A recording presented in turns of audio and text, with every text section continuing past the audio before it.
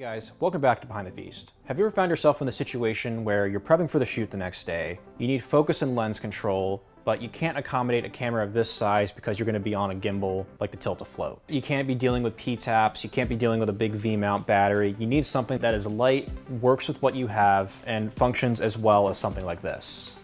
Well, we have just the solution for you.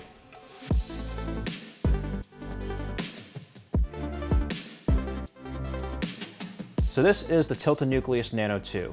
This is the new and improved, smaller follow focus in Tilta's arsenal. This follow focus has a full touchscreen. It has a record button, a function button that can be used for calibrating or creating vibrating marks. And it even has a zoom control right here that allows you to drive two motors with this small but very functional follow focus. It is a huge upgrade to this one. This one's definitely more traditional. It had a small dry erase ring, it had a record button, buttons to change channels, and then a calibrate button. And that was it. It did have a hot shoe mount on the back so you could mount it to certain things. And it took a specific rechargeable battery that was kind of hard to find, to be honest. With the new one, is it entirely chargeable?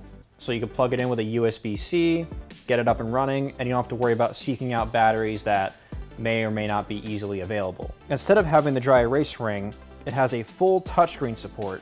As you turn the follow focus, you can see the indicator move around the ring along with a 1 to 1000 scale of where you're at on that ring too. So it's entirely digital now. While it does have the function button, you can adjust most of the things on the touchscreen. You can create vibrating marks by just tapping the A and B button at the bottom center of the screen. You can change channels at the top left. You can go into the settings, adjust sensitivity, torque, or adjust those specifically by motor. There are multiple options for pairing, whether it's regular radio signal or through Wi-Fi. This touchscreen can also be locked. So if you're installing it on, for example, our red here, you can lock it, put it on there, and then latch that in place. And then now that you're done, go in there and unlock it. And then now you have full control over it right there. You can also mount it right here to the NATO rail on the side of your monitor. So if you're holding your monitor and doing focus, it works really nicely for that too. Honestly, I think that's a much more compact system than having the Nucleus M mounted to the top here because it gets really heavy. They have also released a new motor with this, which I really like. It has the knobs here, so when you're turning it on without power, you can test that everything's working right, that it's gripping the gears properly, which I really like too.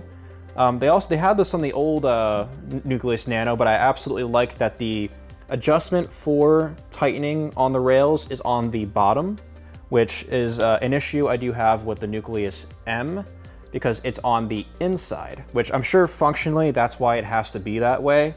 But I find when you're putting it on there, you have one rail here and one rail here, and the lens is right here. And it's always really tricky to get your hand in there and make sure it's tight enough. And the other thing I like about the motor here is that it takes USB-C connection, which honestly, I just find is a lot easier.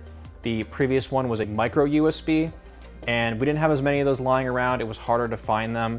And also when you're working with the RS2 or RS3, those function off of USB-C, so I found that their kits didn't really have the compatible cables. So something that's interesting that I kind of like is it doesn't pair by number. So when I'm using the Tilta Nucleus M, it's got motor 1 and motor 2, and I honestly constantly forget which motor's which, so I'll put the motors on there, put one on focus, one on zoom, and then find out it's opposite to how I did it last time, and then I have to swap them in the settings.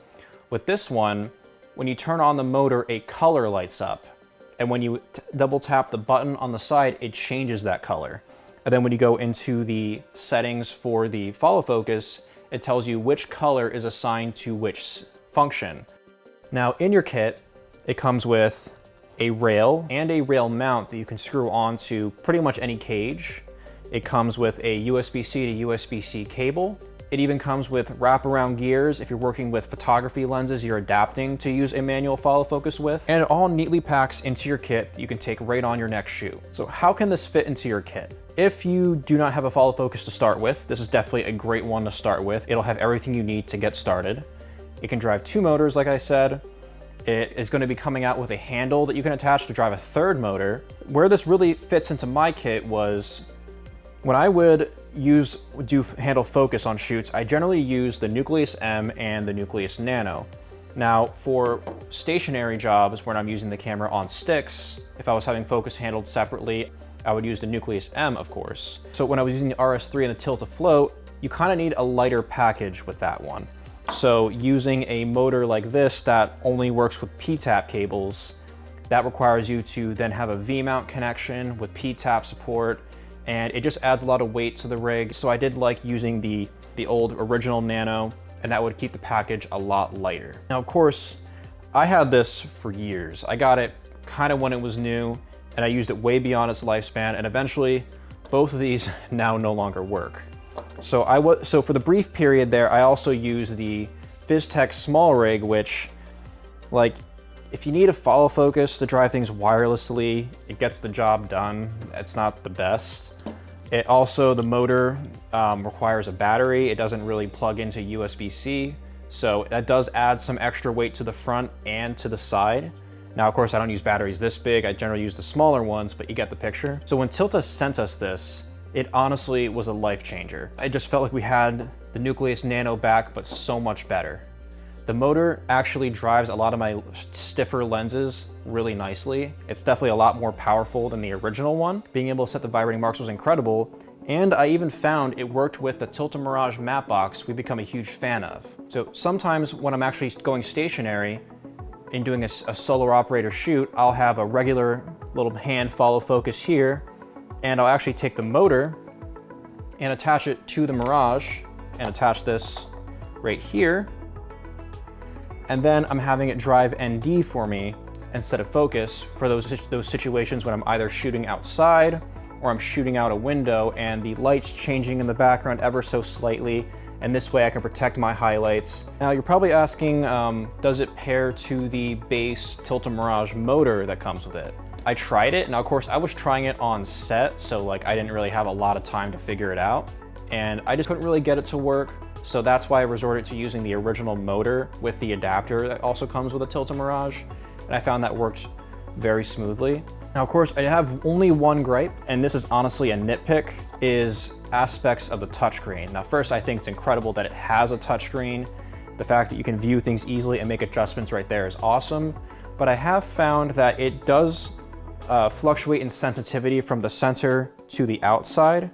So for example, when I'm swiping through the menu, sometimes I will find myself accidentally clicking into the menu. I was trying to swipe past and then struggling to click out of it because the getting into the menu is in the center of the screen, but the home button or the back button is on the outside.